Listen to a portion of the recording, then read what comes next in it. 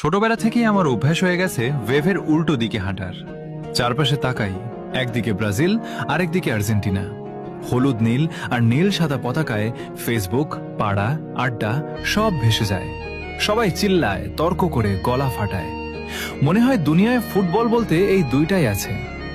কিন্তু এই ব্রাজিল আর্জেন্টিনার মাঝখানে আমরা কিছু পাগল আছি, যারা চুপচাপ এক কোণায় দাঁড়িয়ে লাল সবুজ পতাকা ধরে রাখি। আমরা পর্তুগাল সাপোর্টার। আমাদের সংখ্যা কম, স্ট্যাটাস দিলে একটা লাইক পড়ে, কেউ পাত্তা দেয় না।